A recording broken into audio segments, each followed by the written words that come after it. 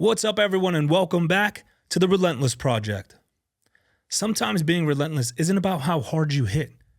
It's about how long you can survive in the dark, whatever that darkness may be. My guest today is a good friend, fan favorite, and a family member of the show. She first sat across from me back in October of 2023, episode number 8. Back then, she was hungry, hunting for a fight, and full of hype. Since that day, she's lived a lifetime of highs and lows. She finally got that pro debut in March of 2024 where she won via rear naked choke in the first minute, the highest high. 3 months later, in June of 2024, she suffered a devastating loss. And in that same moment, the fighter's nightmare happened. A torn ACL, the lowest low. For the last 20 minutes, she hasn't just been fighting in the gym. She's been fighting the body, the mind, and the grueling monotony of physical therapy. She couldn't run for 9 months. She had to learn to celebrate just walking up the stairs. But the storm is over and the sunshine is back. She's healed and she has a contract signed for her return this March. Britt Sunshine Bickhart, welcome back to the Relentless Project. You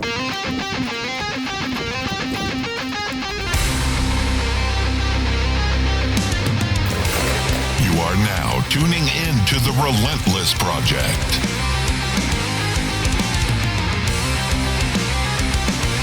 Real people, real stories, real life.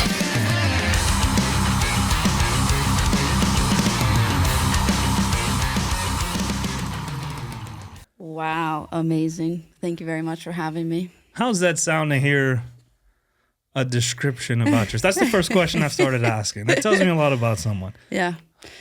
It's really interesting to hear just kind of like what has happened, what has transpired throughout, my career. And the last time we sat down, so much has happened. And you described it perfectly. It was like I was on like a highest high and then boom, just like a low that I couldn't even imagine happened. So, and I'd like to talk about that today, obviously, because unfortunately you're not the only person who's gone through that or goes through that. And I know when you're going through that, it could feel like you're alone. Mm-hmm. You can be surrounded by a team, an awesome group, which we'll mention all that too. But at the end of the day, you're the one going through that. It's been a little over 2 years since we sat down, which a lot has changed. Yeah. I was going to gyms, I was going to different places, and our episode was a month after I finally got the courage to launch the podcast. Yeah. You were one of the few that decided to sit in my chair despite not knowing what I was doing. I was going to figure it out. But second month doing the podcast, before that, you had a fight lined up, canceled. Mm-hmm. We have the podcast. We talk about the next fight you have lined up. Everyone's excited, canceled. Mm-hmm. And then finally, you get your pro debut, which was December, if I'm correct. So that was the canceled one. That was supposed to be for 247 in December. And then my pro debut was March. That like right after December. 2024. Yeah. So September, December, and then finally March, the big day, happened, March. What did training look like as you prepared for the fight? You went through a lot of emotion where you were preparing for a fight, it's canceled. Preparing for a fight, it's canceled. Now you get this other fight. What was your training regimen like? What were you going through mentally? Walk us through leading up to your first pro debut. Yeah. So, and it's kind of funny because like back then I remember like sitting down talking to you and like the mindset that I was in then when like things were falling through and I was like, oh, I can't get a fight. Oh my gosh. Like it sucks. And life's like, you think that's hard. Like hold my beer. Like what's about to happen to you? So it's just kind of like the ebbs and flows of life. And, right after that, like when I was training for that camp, I had like a really amazing opportunity to train with Caitlin Chahagan that I learned like so much training with her. I would go out to Nicotone and we'd spar every Saturday.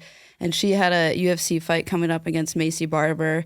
And I remember like, so just to kind of like go back, like the mindset that I was in, because I was like feeling kind of low when the fights were falling through, when that was happening.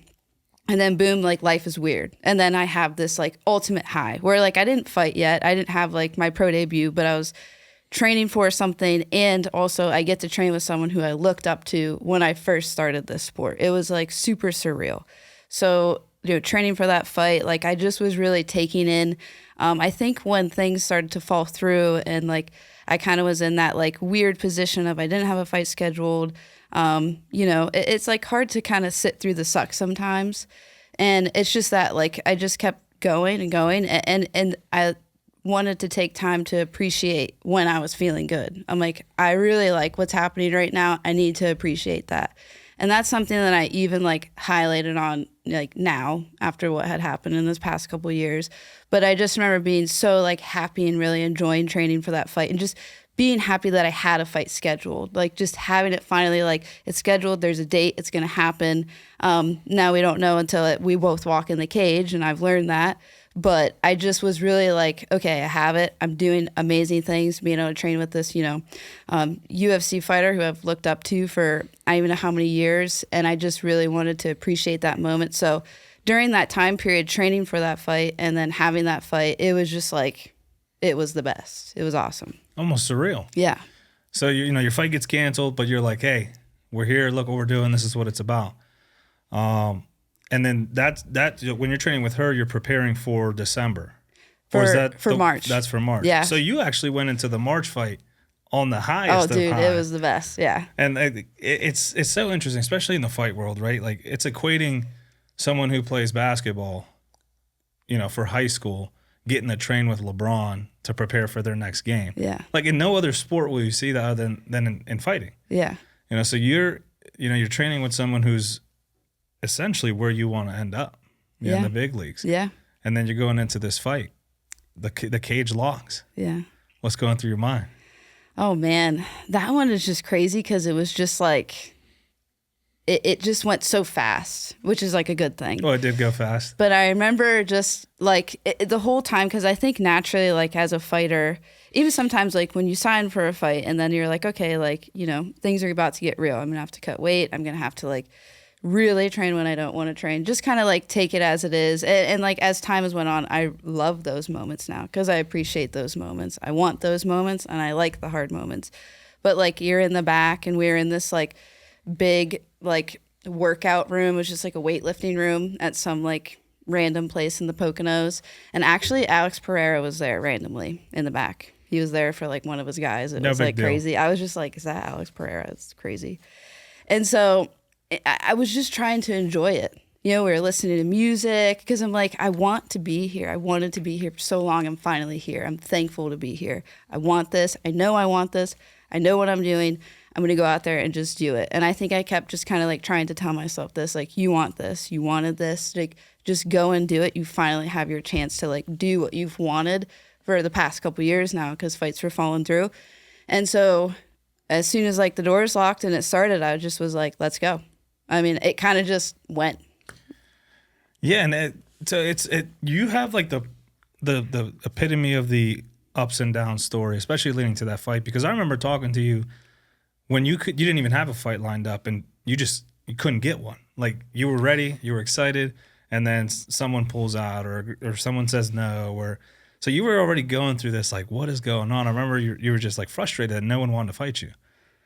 And it's like your first fight. So I know the amateur career probably speaks a lot to it, but like no one wanted to get in the cage with you. And then you're here, you've trained, you've prepared. And then I think you won in under a minute, or it was about a minute. It was like a minute and 1 second.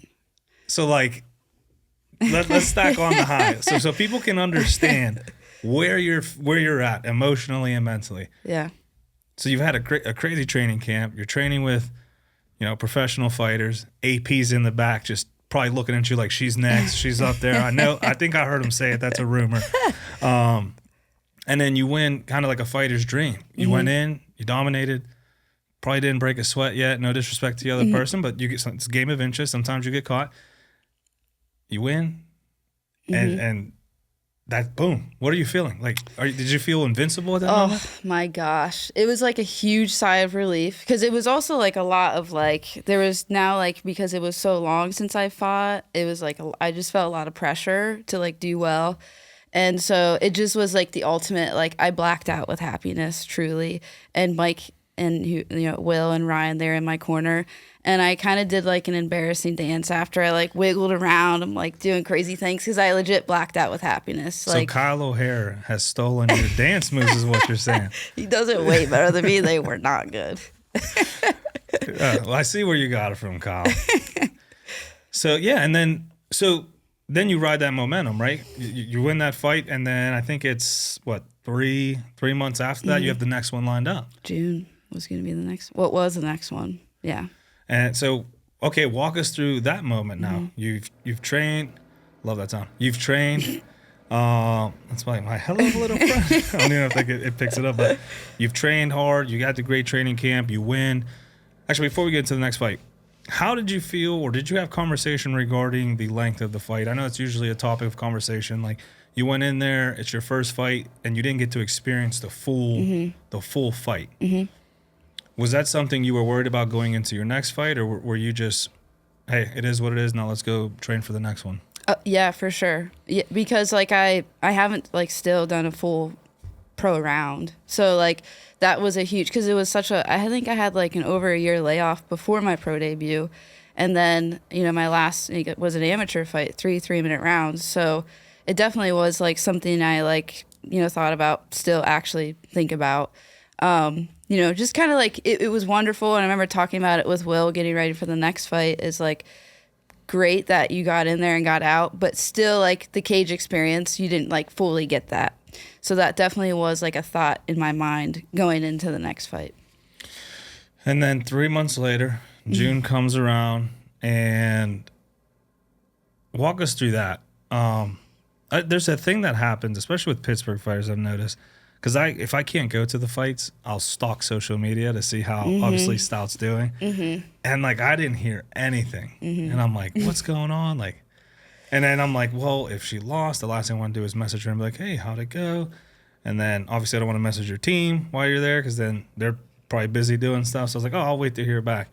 So I didn't know what happened for the longest. Walk us through that day. Mm-hmm. And like, it's a game. I love and hate MMA because I'm a betting man. So you can have all the stats in the world, like this dude's gonna win, and then he doesn't because of one little thing, and you're like, there goes my $100. Don't go betting. But so you go in the cage, you're fighting someone, and it doesn't go as expected. Yes. So that day, and I guess that fight. I just felt like the ball was rolling. Like, I'm like, here we go. Like I, just won that fight in March. I have another one booked against like a great opponent to like go against, just thought it was like the right fight. And I was like, I'm going to be able to show, like, I was like, I was excited to fight. It's eerie to think about me in the locker room. I'm like pacing around. I'm feeling myself. Like I was so excited to just go put on a show everybody what I've been working on. Like it's crazy to look back at like what had happened in just like such a short amount of time. And so leading up to that fight, especially like that day, and like we went to Canada and we just had such a great trip and it was a great time. Everything was just like going really well. It's my first time to go into 130 and like the cut went well. And it just, like I said, it's eerie to like think about me in the locker room before. And it's just like the hard reality of this sport, and it's just like the biggest, like, everybody has a plan until you get punched in the face, literally, like literally. And it's like, I mean, to think about, it's just still like a fever dream in my head. If I like look back, it just feels like a fever dream nightmare of like, I still can't, like, even to this day, I'm just like, wow, like that is just something that it's like, I've accepted it. I've moved on. It's like the fact that I'm able to like talk about it is like a huge progress. 'Cause back in the day, like how like you didn't see anything about it. I like totally went dark after that for a while. Like I couldn't look at my phone. I couldn't like look on Instagram. I couldn't like watch UFC fights. It took me a long time to like get back from it. So right after, especially, like I totally was like beside myself because before that fight, I was just on this ultimate, like you said, high. Like, I'm like, boom, boom, boom. I'm feeling so good. Finally, like, things are coming, like, things are happening. Like, I'm going to make it to the UFC, like, within the next year. Like, this is happening finally. Like, let's go. Like, I'm ready for this. And then, you know, got knocked out in 19 seconds. And as I got knocked out in the first round, 19 seconds. And then, by the way, when I get knocked out, I tear my ACL. Like, oh, that happened during the fight? Yes.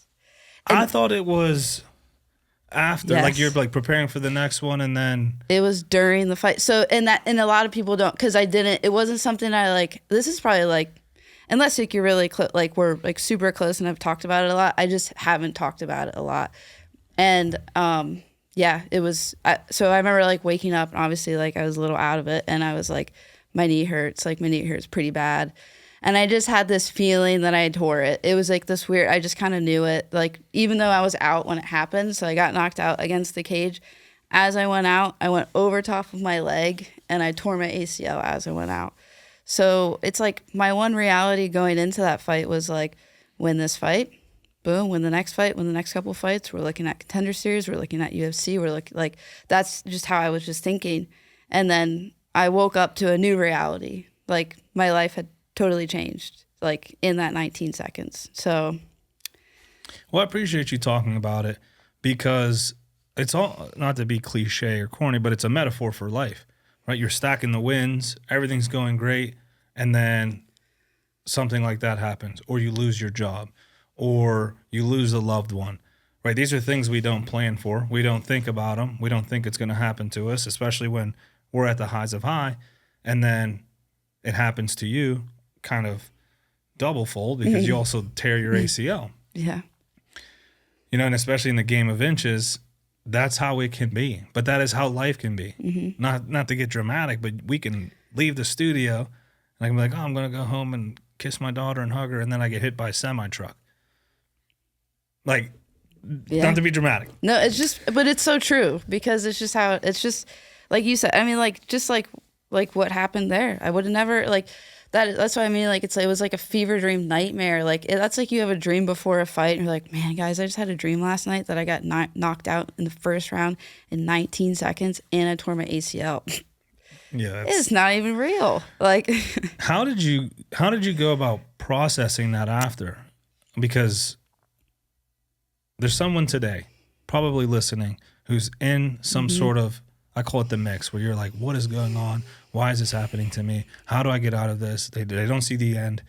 How did you start processing that from beginning, and then walk us through when you get told, hey, it's definite, you tore your ACL.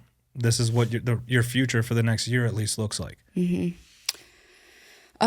okay, so I think a good way to explain, I've thought about this a lot, like how would I ever explain this, like that time, especially right after.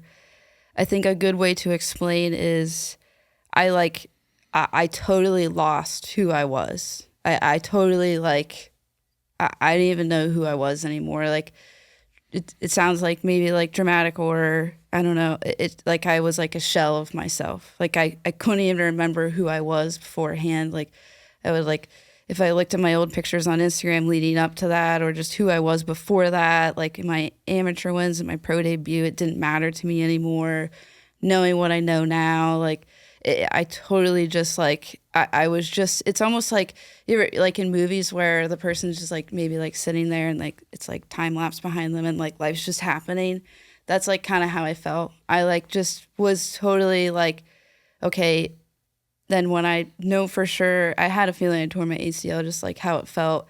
Then when I knew for sure I was going to have to get surgery, not only like an ACL reconstruction, but, and we can talk about this too, I had like an osteotomy too, where they were going to have to like break my femur and put a steel plate in, and it was going to be like so much longer. It was just, it was so much to like wrap my head around that I like couldn't even wrap my head around it. I just was like, I just felt so like, oh my God, like, oh my God. Like I can't train. I can't do what I like to do. That's how I deal with my things, which like eventually led to me going to therapy, because how I deal with life, which you can relate to. If you have like a bad day, you go to the gym, feels really good.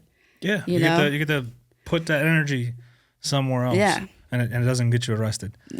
Exactly. It's like, oh, I could go drink and party. And that was like the last thing I wanted to do. It was like, I just was so, oh man, it took me out really bad. That was the lowest I've ever felt in my entire life. Not that like, I mean, life has happened to me in other ways too, but that just totally took me out. And at first I was definitely like a shell of who I was. I didn't even like really know how to process every day. I just kind of went through the motions every day, and I was like, okay, I have to get surgery. Okay, we're going to heal and I want to fight. But that just seems like, wow, this is going to be a long, hard road.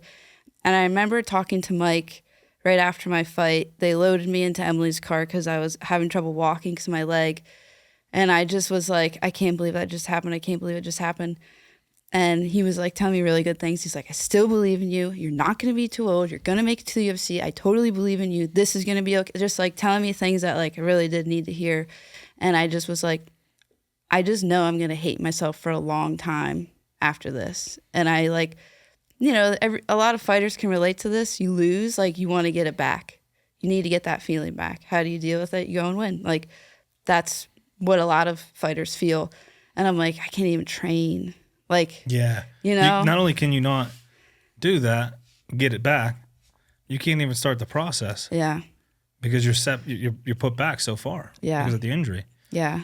You know, and the irony is, you know, you're sunshine. Everyone in Pittsburgh and probably the U.S. knows you as Sunshine. Yeah. And even Sunshine went through a period of darkness. So I like, he's telling you all this, but what are you telling yourself? Because I know, I'm guilty of it. When I'm going through something, I don't want to hear positive talk. I want to hear me bash myself because I can control it. I'm getting better. But it's like, I can control this. I can't control anything else. I can control this. And we as people tend to be very mean to ourselves when something bad happens. So what were you telling yourself as, you know, Mike and your team is surrounding you? Like, what are the things going through your head? Especially like right then and there, I felt like the biggest loser alive. I felt like the biggest joke alive. I felt like just completely shattered as a human. Like I was like embarrassed to like look at people because I like kind of broke my nose a little bit on this side, and I had like pretty bad black eye. And I was like, a lot of Emily's friends came, and I had some friends come, and like, you know, God bless them because they just like really have seen me at my lowest and have also seen me at my highest. And I'm really thankful for them for being there.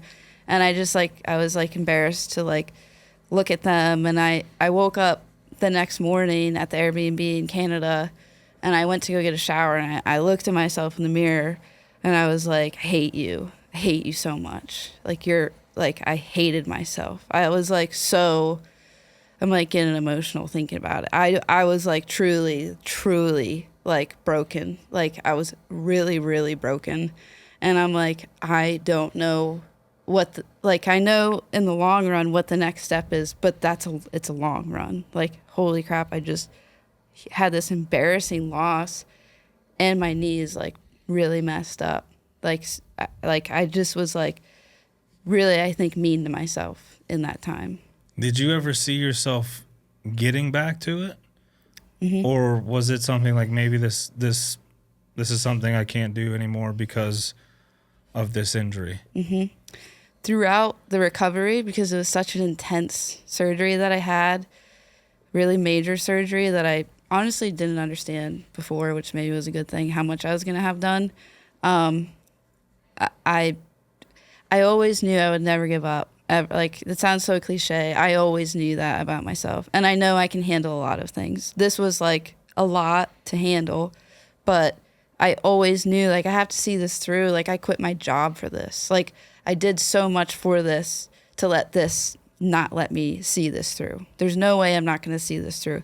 Was there moments of like, man, I don't know. Like, always knew deep down I was never going to stop, but I definitely had moments of like, this is really hard. Like, am I meant for this because of like what happened? Because I felt like a loser in those moments. You know what I mean? Because of what happened in the fight. But I never like doubted that I was going to just stop and never see this through. never, ever fully doubted that ever. Why are we so hard to ourselves? It's crazy. How many people called you a loser? Nobody. Nobody. Yeah.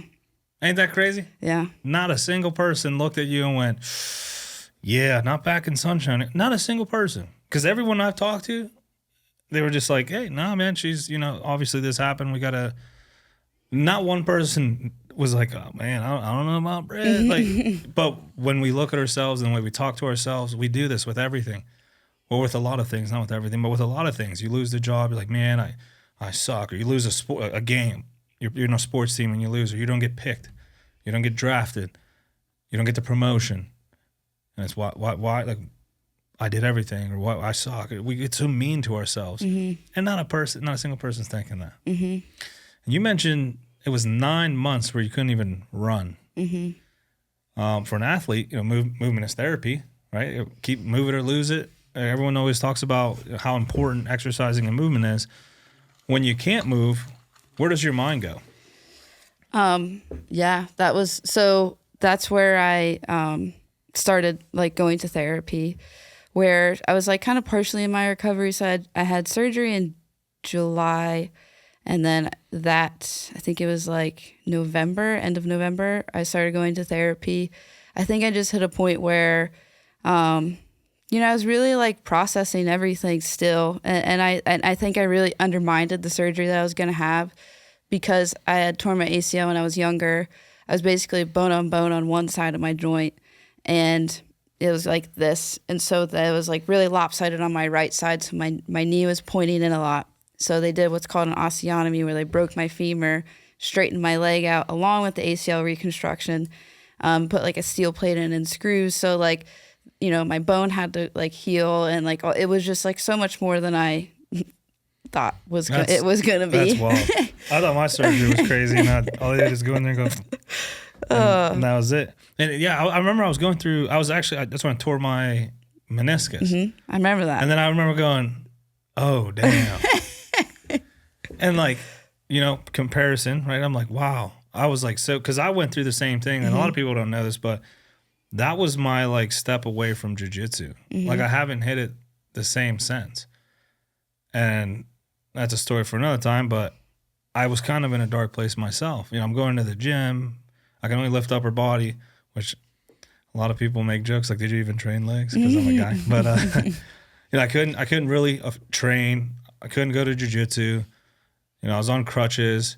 And I remember I still had issues with my knee, and I saw you like walking and running and videos of you in the gym. And I remember going to myself like, what is going on with me?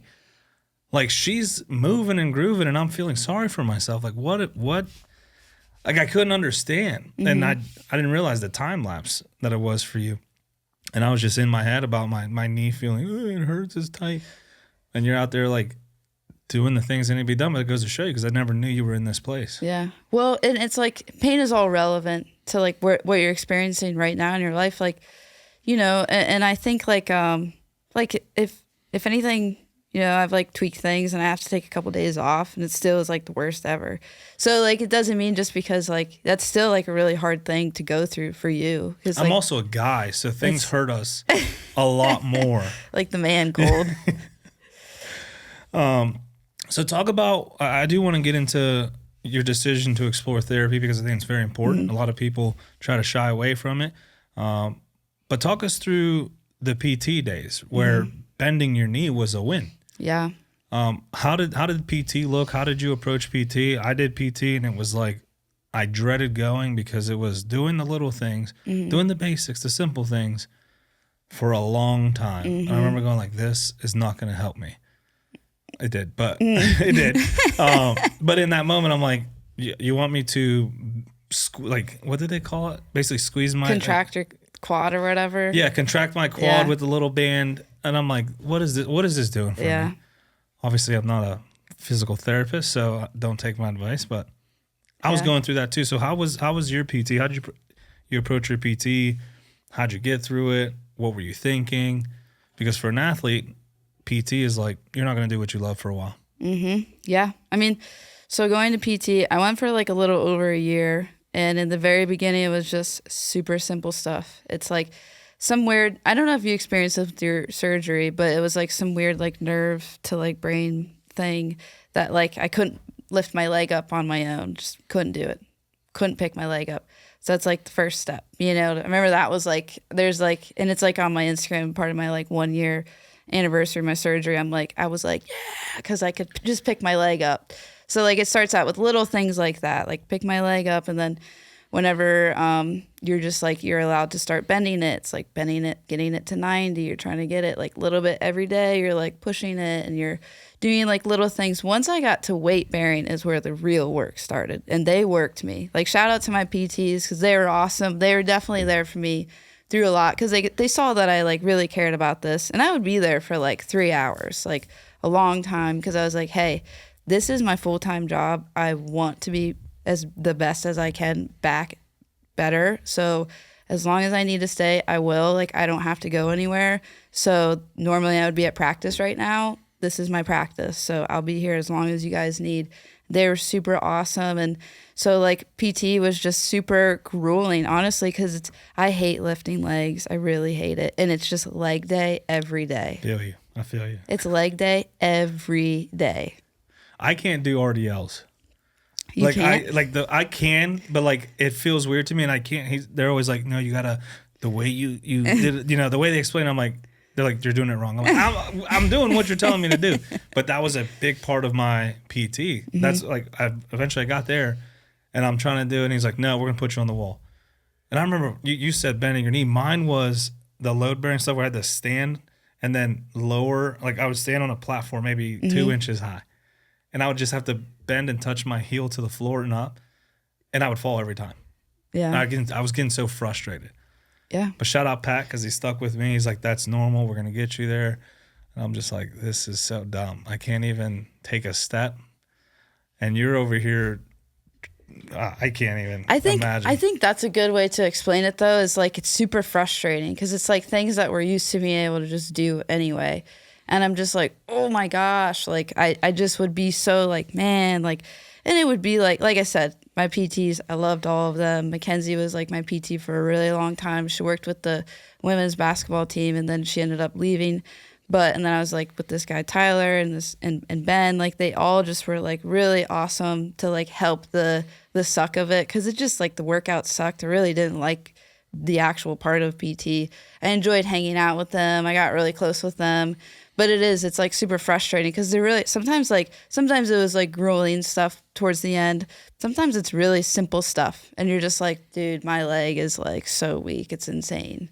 So it's a lot of that, like just monotonous, like kind of boring workouts, but they're just like good for you. Or jumping. Jumping's scary. I couldn't. I had to jump onto like a platform and he's like, you compensated. Yep. I'm like, no, I didn't. Like, yeah, you did. Yeah. Do it again. I'm like sweating. I already sweat, but I remember going to PT, doing the simple, I'm sweating. Because it was just so like hard. Yeah.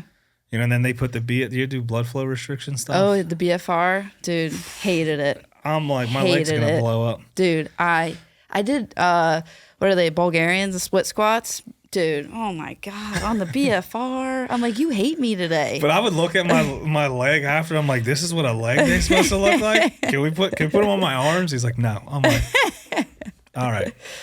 And you mentioned your little brother actually went through a knee surgery around the time you were dealing with your own. Mm-hmm.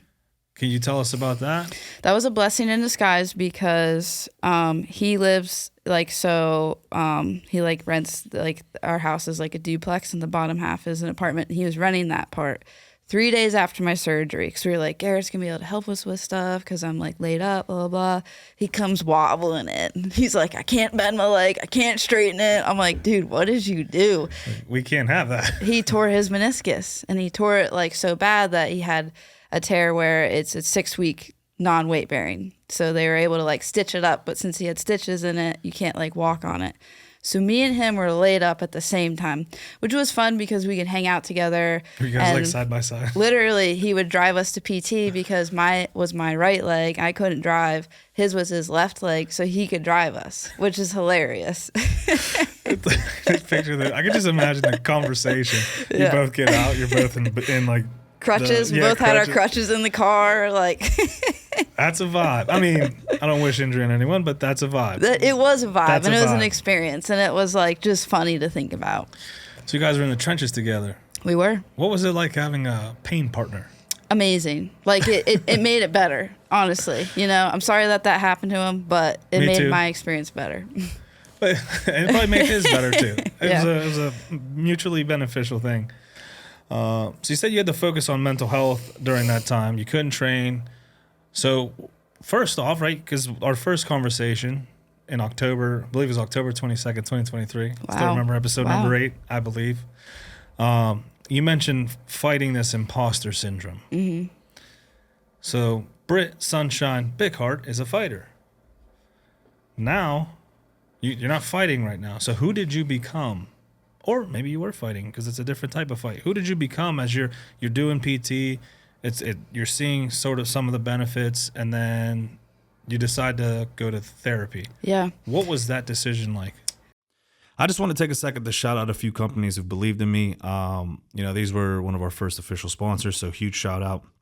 Today's episode is proudly sponsored by Carbo Jewelers, established in 1997 on the values of honesty and integrity. Whether you're searching for the perfect piece, need expert repair services, visit Carbo Jewelers in Newark's Ironbound District, where your jewelry is always in safe hands. This episode is also brought to you by Continental Jewelers, proudly serving Hudson County, New Jersey since 1964. Whether you're seeking a timeless piece or need expert repairs, they've got you covered.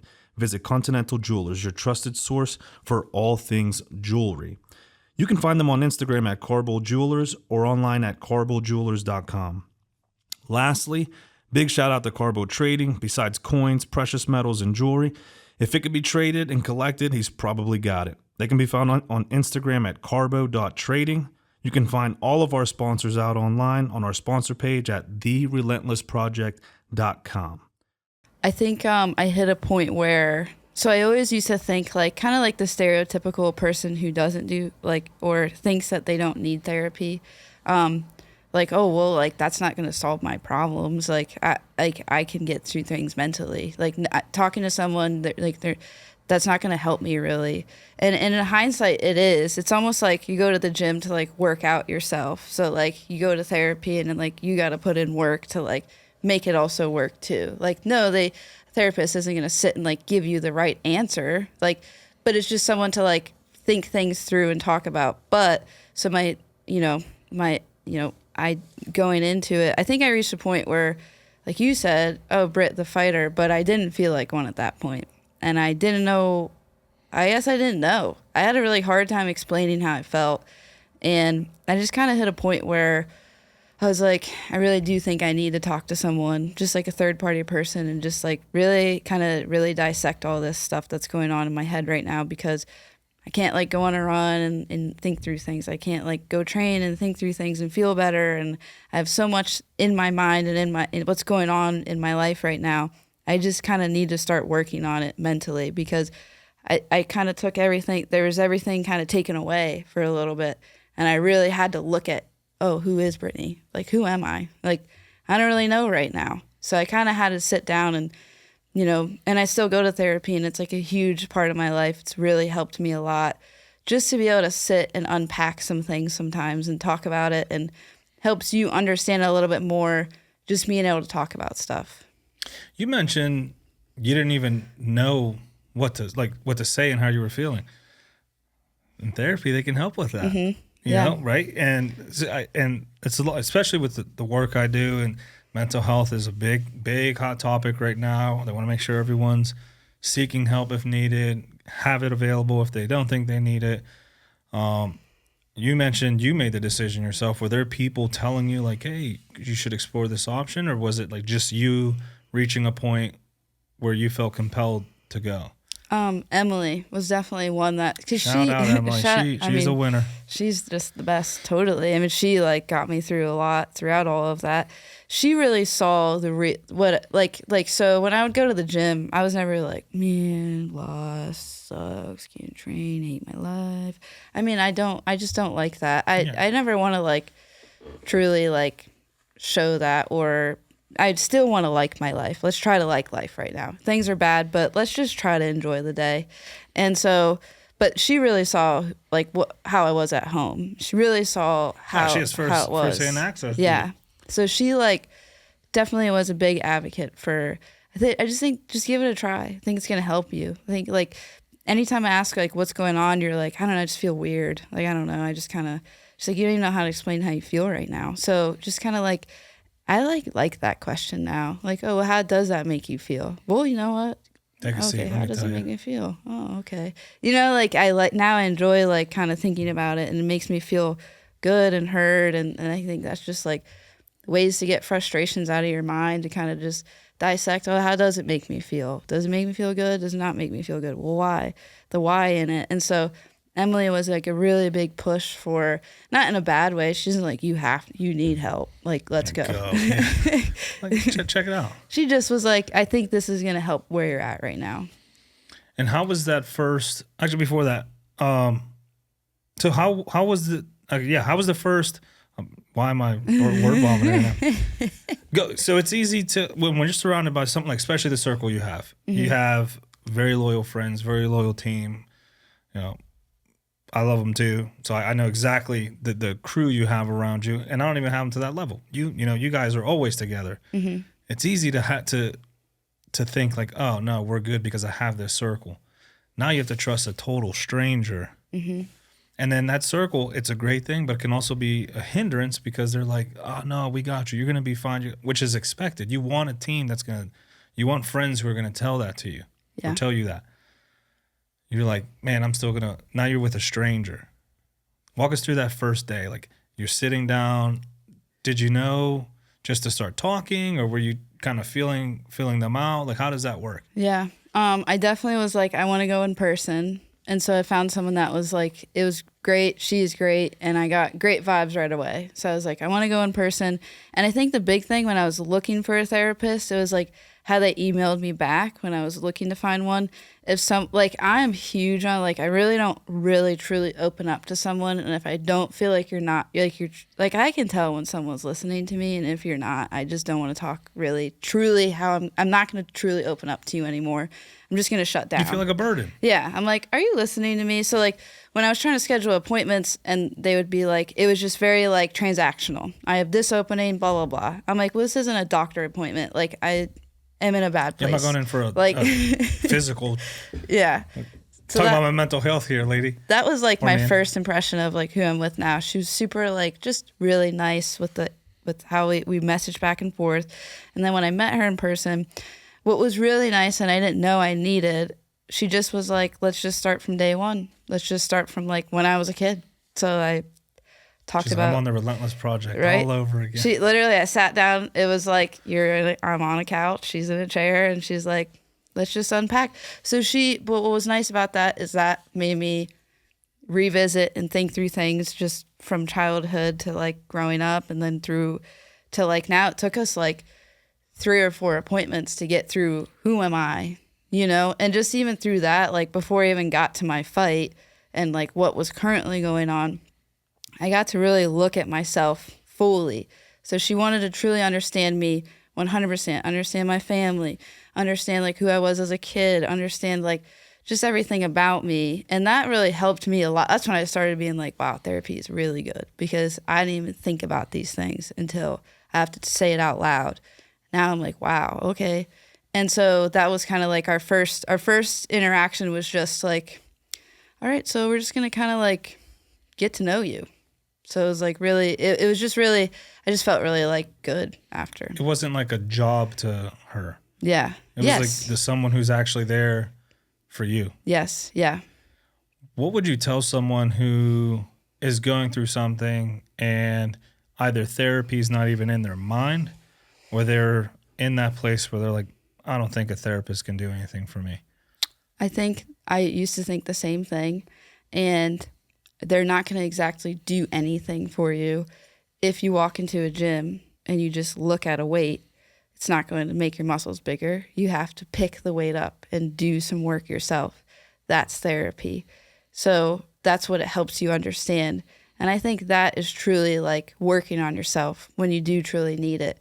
That like whoever it is, you don't have to do it. Just like you don't have to go work out, But if you're just really stuck in a rut and you can't figure out why, and you're just, oh man, I just don't know. It's not going to solve your life problems. Life is still going to be life.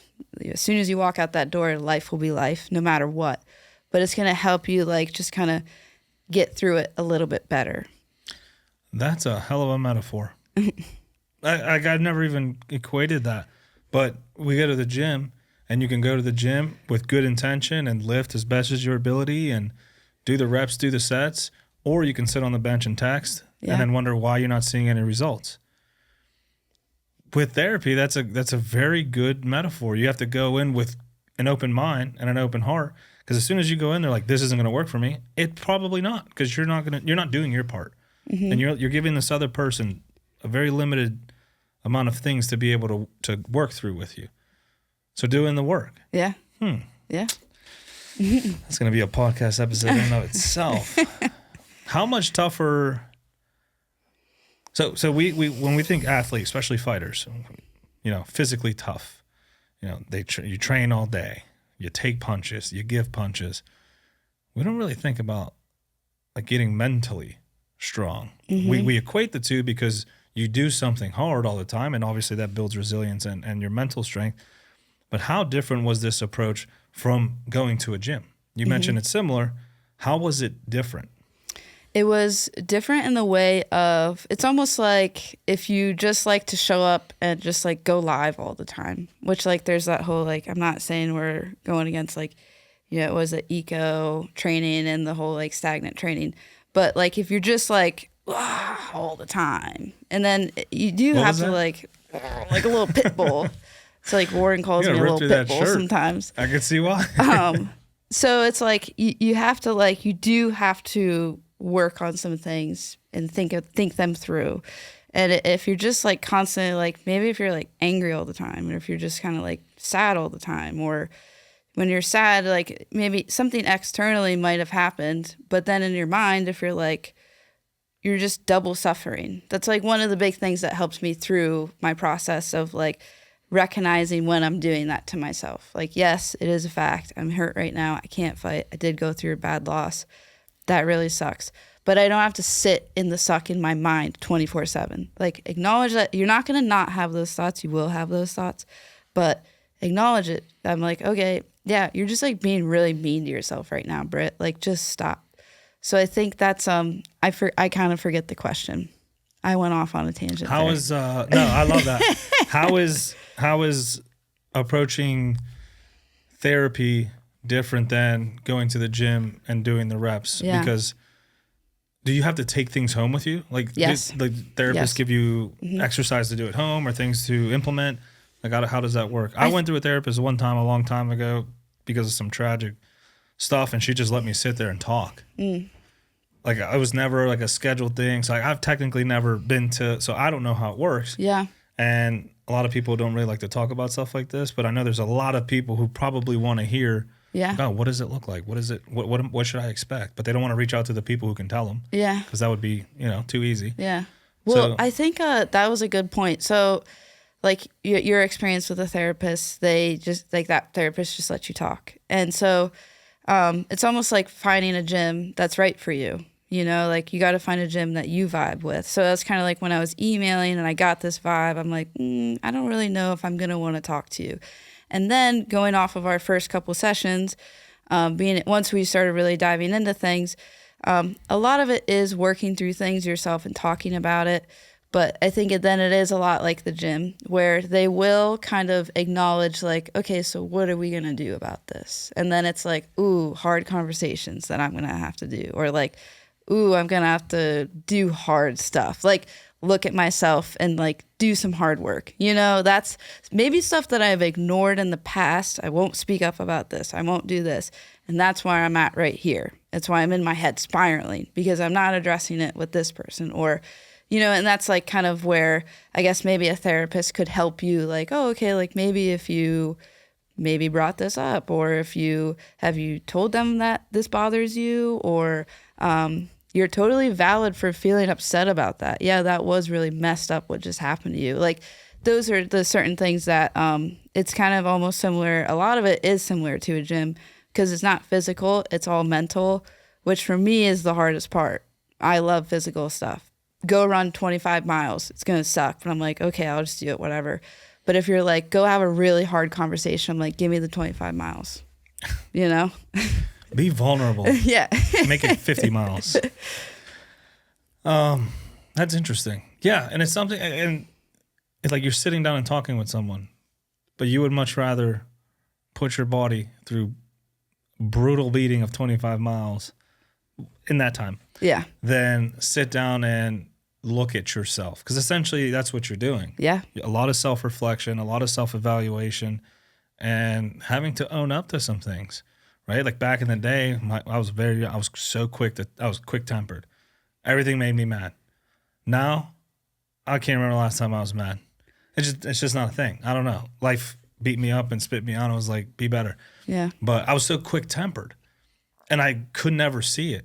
And now I look back and I'm like, I fucking hate that dude. Like, that dude's a douchebag. I would fight myself if I met that version of me. Yeah. You know? But now I that's something I always do, especially in listening to stories. I'm like, man, how does that, like, how do I fit into that? Like, what do I do? Do I do that? Do I not do that? I try to be very self-aware. I can't say I am, because sometimes things get through, and I forgot my question. So what are some of the two benefits that you really took from therapy that you apply every day and you recommend people exploring it if they need it, because you're going to get this? I think the double suffering was something that I really did to myself all the time. Like, I would just spiral in my head about just the worst things while I am externally, I do have a lot of good, but at the time of like, I'm walking to Anytime Fitness because I can't go to the gym because I can't train. So I have to lift today. And I'm like, I'm going to Anytime Fitness because I lost my fight and I can't lift. And I would have these thoughts like, and I can't train. And I'm just like, who knows when I'm going to train again? I don't know when I'm going to train again. I'm just like a loser. Who am I? I'm 1-1. I'm nobody. And I start doing that in my head. I'm like, and she was like, because I explained how I felt about things. And she knows how I really thought about things, how I thought about myself. And she'd be like, you're double suffering. Just like, those thoughts are going to come, but like kind of acknowledge of like, Britt, like, whoa, just walk in the gym. You're happy that you can lift. You like lifting. It's okay. You're going to go have a good meal with Emily tonight. You're going to go see your friends at the gym. Life's okay right now. Just take those thoughts and let them go. Easier said than done. Kyle O'Hare said it best. They're like little clouds. He's like, good thought? I like that one. Bad thought? I don't like that one. Yeah. And he pushes it away. And then being able to visualize that, I actually do that now. I'll like, my camera, I was telling you earlier, I just had Jake Lowry on, and that camera shut off randomly. And then that camera recorded in slow motion. Yeah. And the first, I was like, man, this is like, why this is dumb. Like, I should have checked. I was so angry. But then I'm like, I'll figure it out. Like, why am I going to hold on to this happen? It already happened. It's over and done with. What am I going to do about it? I'll have to spend 3-4 hours editing each camera. And you did. And that's what, I was in the process of doing it as you were walking in. It's just something I have to do. Yeah. Bad thought, I don't need that. Good thought, we'll figure it out. Okay, boom. Take it. I still do that. Something so silly. But it's kind of what essentially you're doing. I respect this thought. I acknowledge it. I don't want it with me though. Yeah. Yeah, I think that, and I really like that. I like this thought. I might take that. The clown I don't thought, like this thought. Yeah. Next time you see Kyle, next fight, because he likes to stop by Stout, ask him about the thought clouds. I like that. Young kid, very, very bright. You mentioned the women in MMA in this area, specifically the women in the gym. Is there a different bond between female fighters because the pool is smaller and kind of the struggles are shared? Or what makes you women so close? I think that's a good way to explain it, is like we kind of understand what it's like to be. I mean, like this morning, I was the only girl at practice. And it's not like you're used to it, and it's not like a big deal to me. But then when you're around like another girl, you're kind of like, oh, it's nice. You know, it's just nice. It's they like smell better. Yeah. It's fun. It's fun. You know, you're not going against a different body type. You're Yeah. like, I would like, when would I, unless it's self-defense, when would I ever in a Yeah. competition deal with this? Yes, yeah. And you can relate to a lot to each other. I think that's really important. So like you push each other to a certain, like, it's real. Like training with a girl, like, and especially if they're on your size doing what you do around your level, there's no, like, if you're doing that with a guy, it's like, well, it's a guy. You always have that. Like if they have a better, like, still a dude, so whatever. But if it's a girl, it's like, really no excuses. There's like this, like, you know, you just like can push each other in a good way. And also, you know, it's just legitimate. It's just another female. Accountability. Yeah. It's like, what did I do? What can I do better? Yeah. Well, I will say my first jiu-jitsu experience was with a girl, and I hated every bit of it because she almost put me to sleep. Yeah. So not taking, you can't just use that. It's just a guy. It's a guy, because she almost killed me. She was very nice, but it was one of those moments where I was like, I need to do jiu-jitsu for real. Yeah. And then that's what got me to keep going to Stout. There you go. Got beat up. Great. Talk about the circle, the Stout girls. I don't know. There's The sisterhood. The Yeah, sisterhood. the sisterhood. They're the known. sisters. They're seen. Everywhere you girls go, you're together. It feels like. How is that? How is having that, not just for jiu-jitsu but for life? How tight is that community, and what is the benefit of having like good, solid people around you that keep you grounded? Oh, for me, it was everything. And listening to Erica's podcast, by the way, Heartstrings, when she's like, they just really give a shit about me. And like, just like good friend. I was like, I'm glad you feel that way, because I feel that way too. And like, I know when I talk to them, they care. I know they genuinely care about me. And then also just like, we giggle and we like, what's the tea today and stuff like that. Like, you know, it like, I guess like girl talk. And it's like, it's just, so I was in a really bad place, and we went to Michigan, me, Mike, Vince, and Claire and Erica. And it was February of last year, maybe, which is crazy to think about. Was that a year ago? Time's flying. February or January, because it was like snowy, and I'm like, wow, I couldn't train then, couldn't run, but I just wanted to like go. Mike was doing a seminar out there. Something about that trip like kind of brought me back to life. I was kind of like, I don't know how to explain it. I really don't. And I like told them, I'm like, you guys are magic. You really are magic. Something about that, it was just their presence and just doing what I love again, but in a different way. I was on the sidelines still, but it just, I had so much fun. We had so much fun, just genuine fun with each other. And I was like, wow, like I just felt really, it was such a good positive thing when I was going through like just really dark time in my brain. Like I wasn't really kind to myself, and I just was really, really struggling still. And it just was like, it just made the suck less sucky, you know? And that's like kind of what, I don't know. It's just fun. Like I look forward every night to like hanging out with the sisters, and then like Mike is the head of the sisterhood, which is part of the sisters. It's so funny because all the girls are like, yeah, and Mike, and I'm like, hold on. Yeah. He's officially a part of the sisterhood. Very important. He's very important. He's something. So and it's just, I don't know. I just love it. I love like, if someone's got tea, I'm like, tell me. I'm going to sit here and sip it. Let's go. Let's talk. It's just like, I don't know. It's like that camaraderie when you're like in a high school sport or college sport, and you just kind of have that with your teammates. I just picture Mike like sitting down, like, so tell us what's going on. I know he does it. It's so funny. You see him at a fight, it's like, towel in the head, yeah. But you see him in the gym, I remember one of my first classes, he's like, be a good partner or I'll be your partner. Yeah, and then he's a part of the sisterhood. And Yep. I can't say anything about it because I don't want to be a mop on the mat. But what's up, sister? I hope he watches this. And then I'm probably faster than him. I just can't run long. I remember the one time when I was doing his interview, he's like, we're going to go roll for an hour straight. Want to come? Mm-hmm. So I got the gym. I got something going on right now. An hour? It's ridiculous. He does that all the time. I know. It's like a regular thing for him. Yeah. I don't know. Test your gas. We get it, bro. You train. Let me stop. So we got to shout out Mike Wilkins. You know, he's a staple of the podcast, staple of Stout, staple of the MMA community as a whole. Yeah. So all that's over. Let's talk about Something good. Something Good. Oh, so good. She's back. Back. Walk us through your decision. Man. Cuz this is a tough thing, right? Like if you fall off of a 4-foot platform, it hurts, you get up, brush it off and go. You fall off of Mount Everest, a lot of people don't, well, no one would survive that, but that's a metaphor for your high and your low. Yeah. A lot of people would go, I don't know if I'm ready. I don't know if I want to go back. You made the decision. It's on paper. It's on social media. You have to do it now. You're back in March. Yep. Tell us about that. Surreal. Getting into it again. Feels surreal.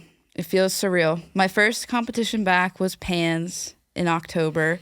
And I remember seeing the date, and around the time was going like pretty good live. And I think I just got cleared from PT like that August. And I remember texting the sisterhood. Of course. And I was like, which mic is it? When we're saying the sisters and brother, he's in that chat. So, and I was like, am I crazy to think that I could do this? And, you know, of course, Mike's my coach too, so I care about what he says. And he's like, yeah. So, like, no, you're not crazy, meaning, like, yeah, go ahead, let's do it. Because I knew they were going to do it because they always do a bunch of tournaments. So I'm like, all right, let's just do it. So I did that just to get competition back in me. And then I did Worlds out in Vegas just to get some more competition. Then I did Stout fights. And I would say after Stout fights and, like, training in Vegas and stuff, felt really good. And then we kind of started the talks of, like, potential opponents and matchups and looking for a fight, which was just like, it's just so weird because even then I'm like, all right, am I crazy? Like, I know I'm ready, but there's always, like, you know, like That's little just bit me. of like, That's just my thoughts. Like, yeah, what's the outside perspective? yeah, is this, you know? So, and it all transpired, and just like the more and more as we get into the camp, just it's weird because, like, all right, all that happened, right? You go through things. I think during this whole time, I'm like, I want to chase who I used to be. I want to chase who I used to feel. And I thought, like, I'm going to compete in Pans. And I'm going to medal. I'm going to feel good again. Like, didn't medal. And it's like, so, but I still was, like, really happy because I did it, you know? And it's so, like, I think going into this right now, going into this fight, all right, I changed through what happened to me. How wouldn't I have changed? I did change. But here I am, you know, but, like, doesn't mean I changed for the worse or for the better. I've just changed who I am because that's just life. And that's what happens to you during, you know, the ebbs and flows, the peaks and valleys of life.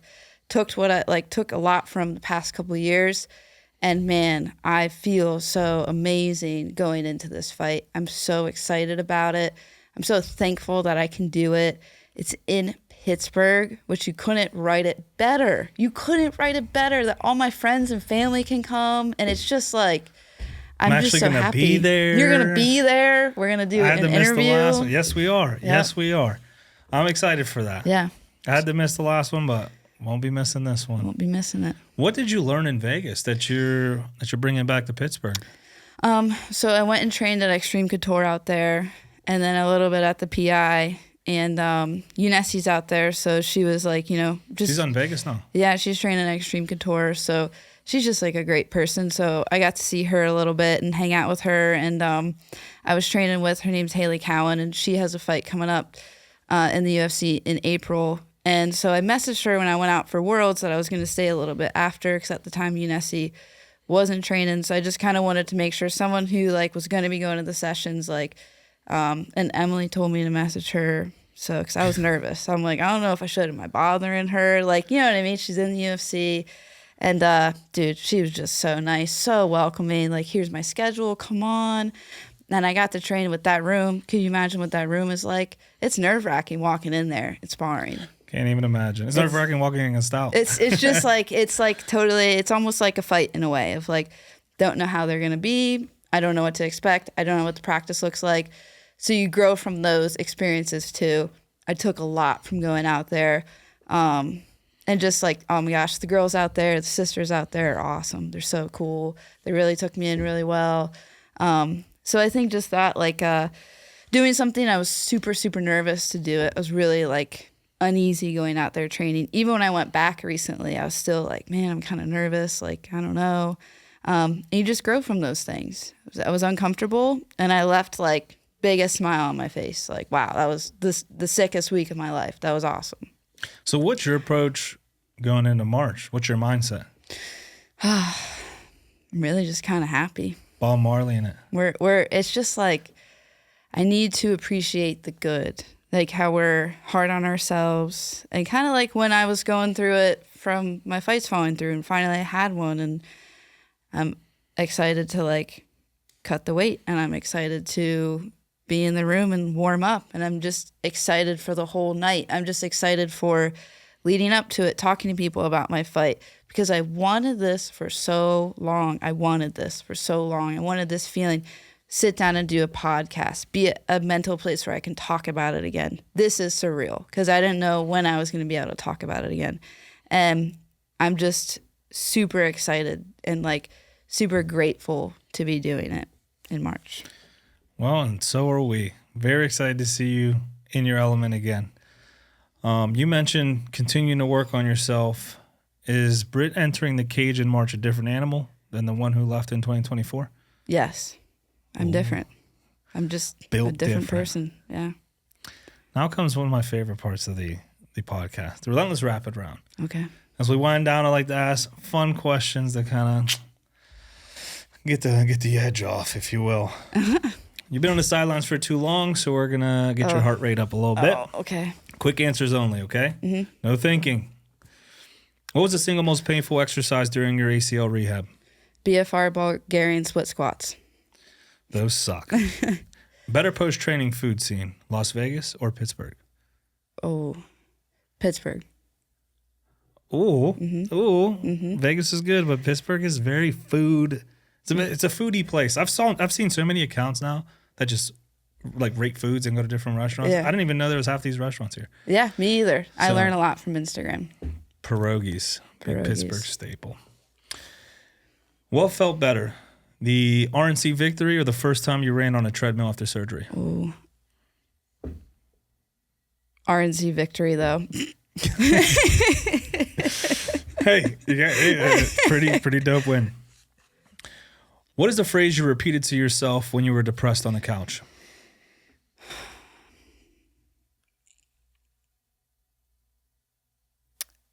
It will get better. It's going to be okay. One day it's going to get better. It isn't right now. It will get better. And that's true. You ever heard the metaphor of the bison? When a storm is coming, a lot of people tend to run away from the storm to get away. I don't know if it's buffalo bison or if they're the same thing. They actually run to the storm because they know they're going to endure it for less time because they're going to make it through. A lot of times in life, we like to run away from our problems when the best thing to do it most times is encounter them head on, get them over with, and then figure out what's on the other side. Mm-hmm. One word to describe Coach Mike's reaction when you told him you were ready to fight again.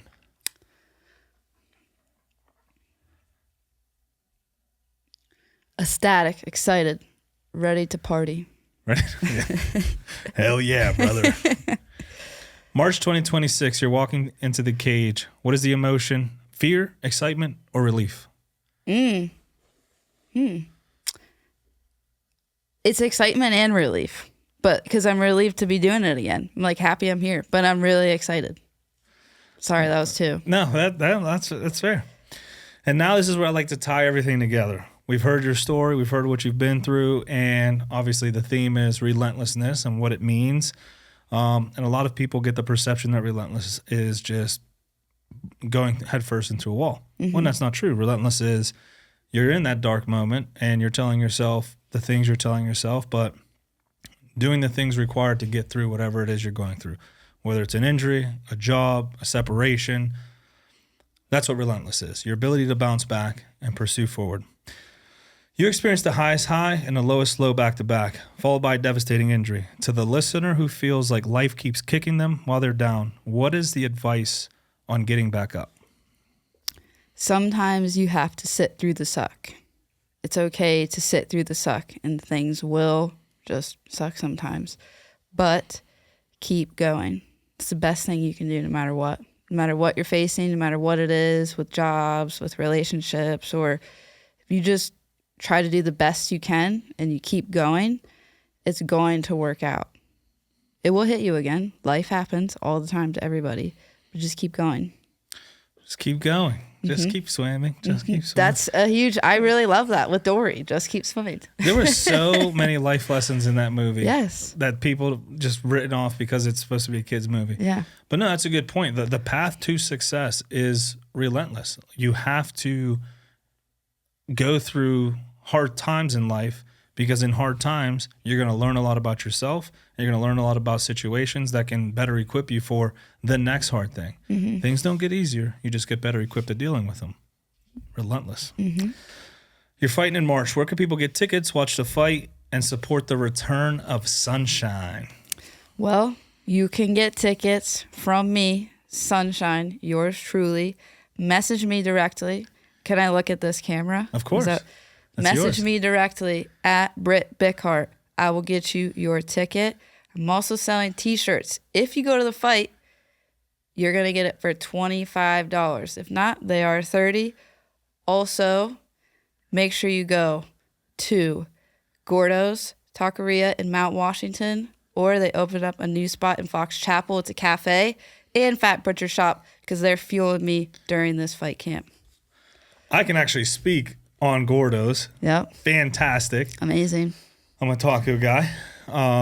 And Fat Butcher Shop. I get a haircut right down the block, 10th Ward. Shout out 10th Ward. And every time I get a haircut, I walk to Fat Butcher Shop and I get their smash burger. Dude, they're amazing. Best thing I can ever have. Yeah. And I don't know if the dude knows me or not, but every time I come in there, he gives me like it's you again. He probably knows you. But best smash burgers in Pittsburgh. I will stand on that. He doesn't support the podcast. He doesn't sponsor anything. I am saying that because it is true. The best smash burgers I've ever had. And then my last question, you already answered. Where can people follow you online? Can you give it to them one more time? Britt Bickhart. Britt_Bickhart. I was about to say, yeah. I'll throw it on here. I'll throw it on here so we don't have any confusion. Britt_Bickhart. Well, good luck in March. I appreciate you for coming on the Relentless Project and sharing your story. I'm hoping that at least one person listening who may be going through something can hear this and go, it too will get better for me. Mm-hmm. This is the one with Britt Sunshine Bickhart, and we are out. Later. Nice. Wow. And that was the return of Britt Sunshine Bickhart. I'll be honest with you guys. This is why I do the podcast. It's easy to interview people when they're on top of the world. It's a lot harder to dig into the story when things go wrong. Britt took a knockout loss, tore her ACL, couldn't run for 9 months, and battled mental health. Most people would have quit. Most people would have said, fighting isn't for me. But she went and did the work. She went to therapy. She leaned on her brother. She leaned on her team at Stout. She leaned on the sisterhood. After undergoing the relentless work of rehab, literally one step at a time, she is back in the cage March 14th, fighting at the 247 Fighting Championships MMA at the Venue 5. If you're in the area, you need to be there. You don't want to miss this comeback. I'll be there doing the post-fight interviews. Be sure to say what's up. Share this episode with one friend who needs to be fired up. One friend who's been sitting on the sideline and needs to get back into the game. Follow Relentless Project on Instagram, X, and YouTube at Relentless PRJCT. Make sure to like, share, subscribe, drop a comment, show some love so we can keep bringing you awesome stories from these awesome guests. And remember, we don't settle, we don't quit, and we don't wait for permission. Love you all. I'm Ish. This is the Relentless Project, and I will see you March 14th at the Sunny Days Arena. Later.